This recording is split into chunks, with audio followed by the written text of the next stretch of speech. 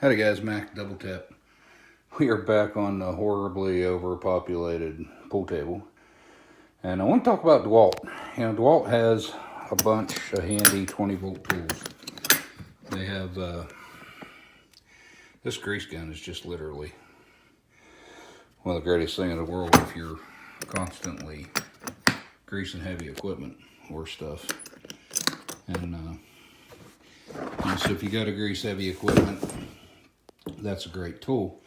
And I mean, they got sawzalls, they have you name it. But let's say for a minute that you need to, there is a random active shooter in your neighborhood and you need to deal with it. You got your handy dandy Mk18 ready to go. So stick around. I'm going to show you how I built this and how to build your own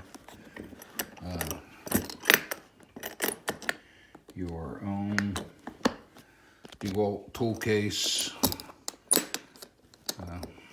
AR pistol case out of a DeWalt grease gun case. And this literally truly is a case for the DeWalt grease gun. So stay tuned and I'll be right back. Alright guys, let's get started. First thing we're going to do in our case is we're going to remove all of these plastic injection molded inserts that they leave to hold, you know, like the charger and stuff inside. I'm going to use a Dremel tool and a cutoff wheel and shape them down. You know, they don't have to be perfectly flush, but I want to get them as close as I can. I'm not going to bore you with watching that. You could use an angle grinder and grind them off. There's a bunch of different ways. What you do want to be careful of is don't get into the plastic at the bottom of it. So I'm going to shut the camera off and I'm going to do all that, take it out of the top and the bottom, and then I'll be back and we'll talk about cutting the foam in. Alright, so I got the bottom done. Cleaning out with a Dremel tool with cutoff wheel. I'm going through and cutting them. And I'm probably being way more OCD than what I need to with this. Especially in this lower lying area that's below this lip, but it is what it is. I'm going to clean it up, get all the little chunks out, and I'll probably go wash it with soap and water.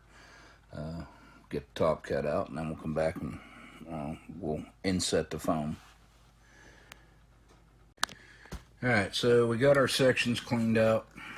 I got the bulk of it out. Next, we're going to take our foam. Now, the foam is Partisan or whatever. It's in layers.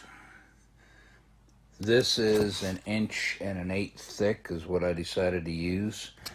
It comes in 2 foot by 4 foot sheet, and which is just perfect for this box.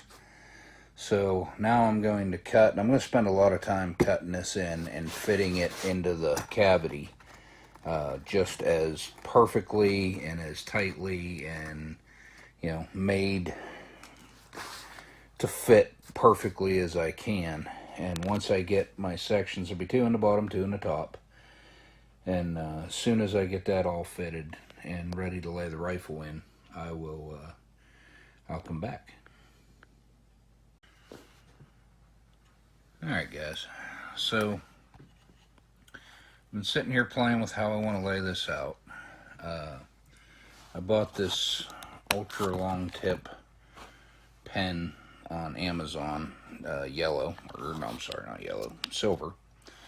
It's what I've been using to mark on this black foam. Now the foam is, in my opinion, perfectly sticking out up past the seam just a little bit, which gives it a little bit of positive pressure when I close it and seal it, which is perfect.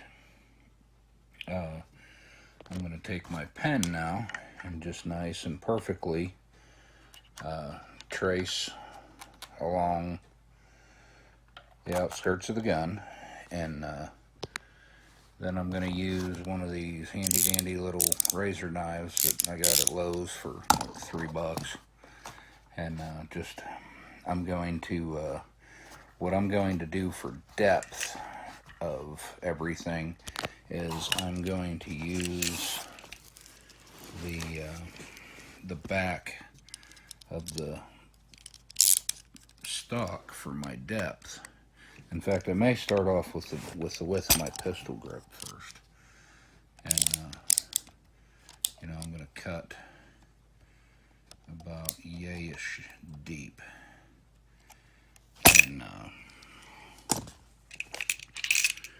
go ahead and cut that in. Now, what I might do, and I haven't decided yet, I don't think it's going to be a big deal. But I ordered a new mount for the Holosun optic. I ordered a quick detach mount. I may just take that off and cut in the upper right now, because I don't want to have a cutout for the mount. I mean, they're both 1/3 coat or 1/3 witness for the iron sights. So I really don't think that it's going to be that much different, but just because for today I'm going to take the optic off, and then I'll cut it in later when the new mount gets here. So I'm going to trace it.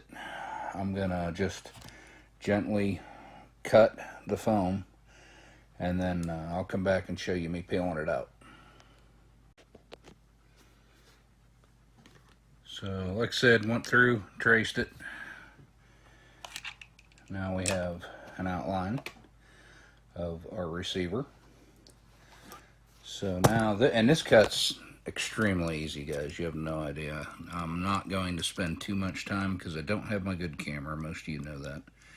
But just to show you how easily this cuts, you just put your knife in there, and nice and slow follow the lines. Now, for Marines, this may be a little tough because, you know, you got color inside the lines here, boys. But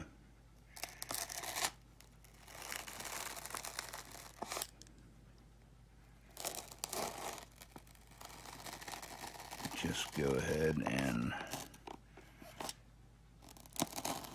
cut all this out.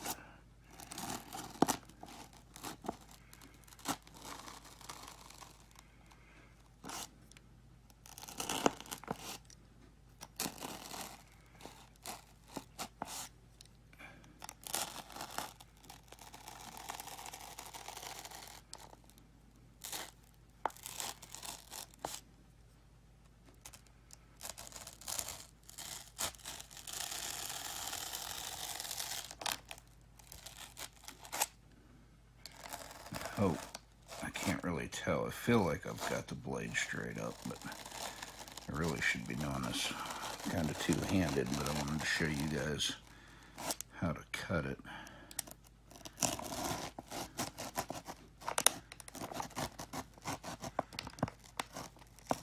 That's the hammer, and this is the cutout for my finger stop, or the bad lever. Come around there. Alright, so we got the bulk of it cut out.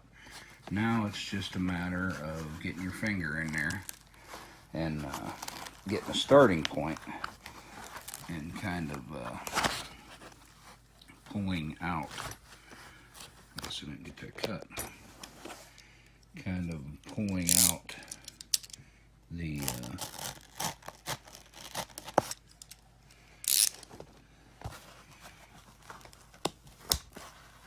some of the foam. There we go. So it's going to come out in chunks. Just got to get your fingers down in there, get hold of it, and just kind of pop it out. Sorry about that. I needed two hands for a second. But this actually worked very well as far as the separated, because now I literally cut to the depth of my second piece of foam that I have in there. Which means this first piece is now extremely removable. So we're going to set our rifle down in there.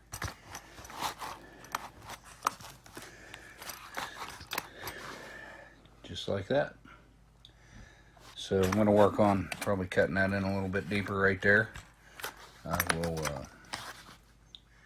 We'll be back shortly. I'm going to go ahead and do that. I'm going to cut in the upper, and then